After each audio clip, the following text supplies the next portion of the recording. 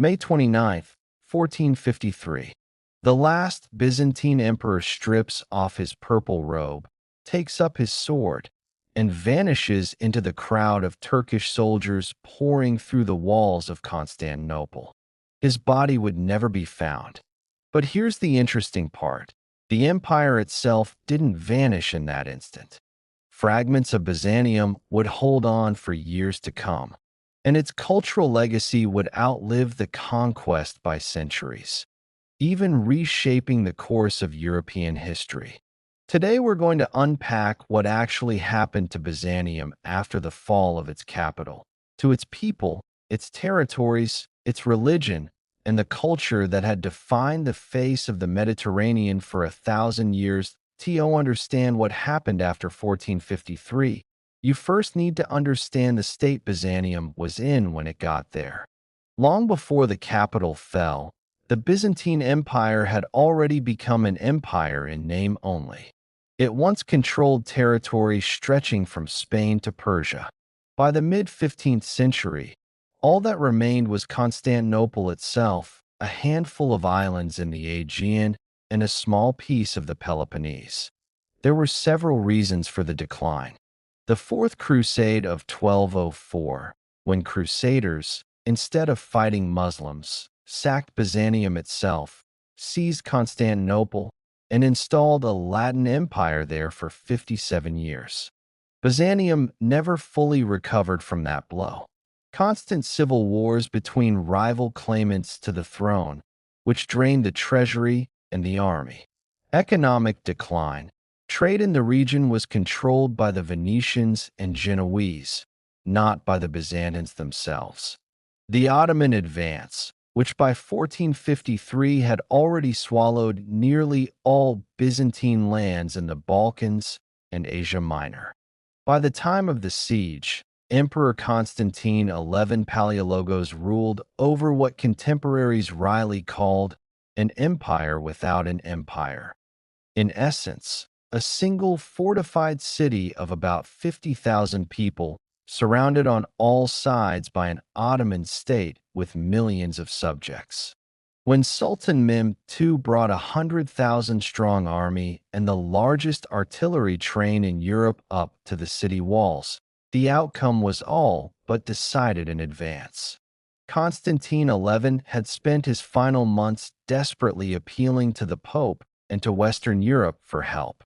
A small contingent of Genoese soldiers under Giovanni Giustiniani did arrive to help defend the walls, and some Venetian ships were in the harbor, but no full-scale crusade ever materialized. The West, still recovering from its own wars and deeply distrustful after centuries of religious schism between Rome and Constantinople, largely watched from a distance. The siege lasted 53 days. Constantine XI rejected Mehmed's offer to surrender the city in exchange for his life and lands elsewhere. He replied that he was ready to die rather than abandon his capital. On May 29th, after a massive assault, Ottoman forces broke through the defenses near the so-called Romanos Gate. According to chroniclers, Constantine XI tore off his imperial regalia so as not to be recognized and threw himself into the fighting alongside his soldiers. His body was never identified among the dead, and that gave rise to a legend that survives to this day. The legend of the Marble Emperor, said to be sleeping underground, waiting to one day awaken and reclaim the city for Christendom. The city was given over to 3 days of plunder, standard practice for cities that resisted. Thousands of residents were killed or captured and sold into slavery. Hagia Sophia, the chief church of the Orthodox world, was converted into a mosque on the very day the city fell. But here's an important point that often gets overlooked. Mehmed II didn't want to destroy the city. He wanted to rule it. Within days of the conquest, the Sultan ordered the looting stopped, declared Constantinople the new Ottoman capital, and began actively repopulating the devastated city, resettling Turks, Greeks, Armenians, and Jews from other parts of his realm. He even appointed a new Orthodox patriarch, Gennadios Scholarios, and granted the church official status within the new state. That decision would carry enormous consequences for everything that followed. More on that shortly. Here's the key thing. Constantinople was the capital, but it wasn't all of Byzantium. After 1453, two final fragments of the once vast empire continued to exist. The Despotate of the Morea, on the Peloponnese Peninsula, centered on the city of Mistras, the last emperor's brothers, Demetrios and Thomas Palaiologos, ruled as co-despots. They had received this territory even before the capital fell and continued to formally acknowledge Constantinople's supremacy. But instead of uniting against a common threat, the brothers feuded with each other, split the territory, and even appealed to the Ottomans for help against one another. This was, of course, a fatal mistake. In 1460, Mehmed II personally marched into the Peloponnese with an army and dissolved the despotate of the Morea for good. Demetrios surrendered and spent the rest of his life as a pensioner at the Ottoman court. Thomas fled to Italy, and that branch of the family would turn out to be extraordinarily important to the story ahead, which we'll get to shortly. Interesting fact, Mistras has survived so well that it's now a UNESCO World Heritage Site, essentially a preserved Byzantine town you can still visit today. The Empire of Trebizond, Byzantium's second heir, was, in a sense, even older than post-1200 for Constantinople itself. The Empire of Trebizond, on the southern shore of the Black Sea, had existed since 1204 as a separate Greek state, founded by the Komnenos family after the Fourth Crusade. Trebizond prospered from the silk and spice trade between Europe and Asia. But once Constantinople fell, this state's fate was effectively sealed. In 1461, 8 years after the fall of the capital, Mehmed II approached Trebizond with an army and a fleet. The last emperor, David Komnenos, surrendered without a fight in exchange for a promise of safety for himself and his family. That promise wasn't kept. 2 years later, in 1463, David Komnenos and most of the men in his family were executed on charges of conspiring against the Sultan. The fall of Trebizond in 1461 is the true, final end of the Byzantine Empire's story, not 1453, as popular culture tends to assume, but 1461. The islands that held out even longer. Trebizond wasn't actually the last Greek Christian territory to fall in the region. It was just the last one ruled by a Byzantine imperial dynasty. Several Aegean islands, ruled by Genoese and Venetian noble families rather than Byzantine governors, held on for much longer. The island of Chios stayed under Genoese control until 1566. Cyprus, ruled by Venice after the fall of its own French Crusader dynasty, held out until 1571, when the Ottomans took it after a brutal siege of Famagusta. And Crete, the largest of the Greek islands, remained a Venetian possession until 1669, meaning that a Greek-populated, Christian-ruled territory in the Aegean world persisted for well over 2 centuries after Constantinople itself had fallen. Now for the most interesting question. What happened to the millions of Greeks who suddenly found themselves subjects of a Muslim state? Those who stayed. Most of the Byzantine population didn't go anywhere. They simply became subjects of the new state.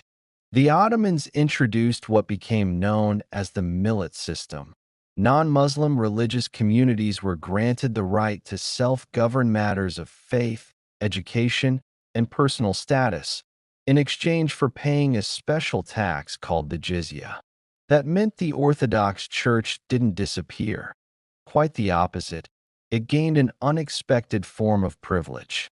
The Patriarch of Constantinople became the official representative of the empire's entire Orthodox population before the Sultan, with broad administrative authority. Paradoxically, after Byzantium's fall, the Patriarch's standing in some ways actually grew. The Greek merchant and church elite kept living in Constantinople, or rather, now Istanbul, for generations. The Fanner district emerged, where the Greek nobility settled, and from there arose a whole class of so-called Phanariotes, Greek officials who, in the 17th and 18th centuries, effectively ran Ottoman diplomacy and governed the principalities of Moldavia and Wallachia on the Sultan's behalf. Beyond the Phanariotes, ordinary Greek communities also adapted in quieter ways. Many villages, especially in mountainous and remote regions of the Peloponnese and Epirus, retained near total local autonomy in exchange for loyalty and taxes, since the Ottomans often found it more practical to leave isolated Christian communities to govern themselves than to garrison every valley. Monasteries, particularly the monastic Republic of Mount Athos, continued functioning largely undisturbed, preserving Byzantine manuscripts, art, and liturgical traditions in an unbroken line stretching back centuries before the conquest.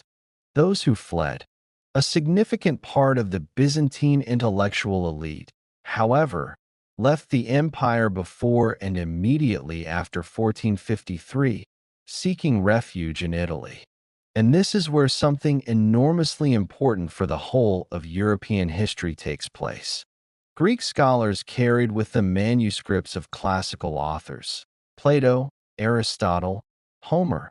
In the original Greek, texts the West at the time either didn't know at all or knew only through poor Latin translations. Figures like Cardinal Bessarion, himself ethnically Greek, who converted to Catholicism and assembled one of the largest libraries of Greek manuscripts of his era, later bequeathed to Venice, or John Argyropoulos and Demetrios Chalcondyles, who taught Greek language and philosophy in Florence and Padua, effectively laid the groundwork for the West's renewed interest in classical heritage. Historians still debate just how directly the fall of Constantinople influenced the Italian Renaissance. The movement was already underway before 1453, but the influx of Greek scholars and manuscripts undoubtedly accelerated and enriched the process, especially in the study of ancient Greek language and philosophy, which had been all but forgotten in Europe up to that point. Beyond Italy, smaller communities of Greek refugees also settled across the Venetian-controlled Ionian Islands, which never fell to the Ottomans at all and remained under Venetian, then later British, rule right up until they joined the modern Greek state in 1864. These islands became an unusual bridge between Byzantine Orthodox culture and Western European artistic and intellectual life, producing their own distinct school of icon painting that blended Byzantine and Italian Renaissance styles. Moscow as the Third Rome. One of the longest-lasting ideological legacies of Byzantium emerged not in Italy at all, but in Muscovy. The last Byzantine emperor, Constantine XI, was married to an Italian, but his niece, Sophia Zoe Palaeologyna, ended up in Rome after the fall of the Despotate of the Morea, and from there, in 1472, was married off to Grand Prince Ivan III of Moscow. That marriage gave Muscovite rulers a formal basis to claim themselves heirs to the Byzantine emperors. This is the origin of the Muscovite double-headed eagle coat of arms, a direct borrowing of Byzantine imperial symbolism. And from here grows the idea of Moscow, the Third Rome, formulated by the monk Philotheus in the early 16th century. The first Rome fell through heresy. The second Rome, Constantinople, fell to the infidels, and the Third Rome, Moscow, would stand forever. This ideological construct would go on to have a remarkably long political life. It was used to justify the claims of Muscovite and later Russian rulers to the role of protector of the entire Orthodox world, all the way into the 19th and even the 20th century. The Church's legacy. The Patriarchate of Constantinople exists to this day, the oldest continuously operating institution directly descended from the Byzantine Empire. Today's ecumenical Patriarch of Constantinople is officially considered first among equals in the Orthodox world, though his real political weight is nowhere near what it was in Byzantine times. Architectural and cultural legacy. Hagia Sophia, the very building turned into a mosque on the day the city fell, remained a mosque until 1934, when Ataturk converted it into a museum. In 2020, Turkish authorities restored its status as a mosque once again, a decision that still sparks sharp debate from Greece and the Orthodox world today, from Ottoman subjects to a nation reborn. There's one more thread worth following, because it closes the loop on this whole story. For roughly 350 years after Trebizond's fall, there was no independent Greek state at all. Only Greek communities living under Ottoman rule, preserving their language, faith, and a distant memory of imperial Byzantium through folk songs, church schools, and monastic libraries. That changed with the Greek War of Independence, which broke out in 1821. Its leaders and supporters drew heavily on Byzantine symbolism to build a sense of national identity, including reviving the image of the double-headed eagle and, most tellingly, the enduring legend of the Marble Emperor awakening to reclaim Constantinople. By 1832, the modern Kingdom of Greece was internationally recognized as an independent state, the first time in nearly 4 centuries that a sovereign Greek-ruled polity existed again, even if it looked nothing like Byzantium and didn't include Constantinople itself. In the following century, an ambitious and ultimately unsuccessful attempt to actually retake Constantinople and Western Asia Minor, known as the Megali Idea or Great Idea, drove Greek foreign policy, collapsing catastrophically in the 1919 to 1922 war with Turkey. That failure, followed by a massive forced population exchange between Greece and Turkey in 1923, effectively ended, once and for all, any realistic prospect of a Greek return to Constantinople. What actually happened to Byzantium after 1453? It didn't vanish instantly. It faded gradually, surviving for another 8 years in the form of the Despotate of the Morea and the Empire of Trebizond, and even longer in scattered island territories, until 1461 and beyond. Its people didn't go anywhere. They became part of the new empire, preserving their church, their language, and a good deal of cultural autonomy, though at the cost of political independence. And centuries later, they built an independent nation on the memory of what had been lost. Its ideas outlived the state itself by far longer than any territory did, scattering in 2 directions: west to Italy, where they influenced the European Renaissance, and north to Muscovy, where they gave birth to an imperial ideology that would shape the region's politics for centuries to come. Byzantium is, perhaps, one of history's most striking examples of a state that dies while its cultural and ideological legacy lives on and keeps shaping the world for far longer than the empire itself ever existed. If you're curious how these threads connect, it might be worth doing a separate video on Hagia Sophia, on the Phanariotes, or on exactly how Greek scholars influenced the Renaissance. Let me know in the comments which of these topics interest you most, and if the story of how great empires and civilizations meet their fate pulls you in the way it pulls me in. subscribe to the channel. There are plenty more stories ahead about what happened to great states when it seemed like the whole world was about to stop. Hit like on this video if you made it all the way to the end. That's the best way to show YouTube this content deserves to reach more people. See you in the next video.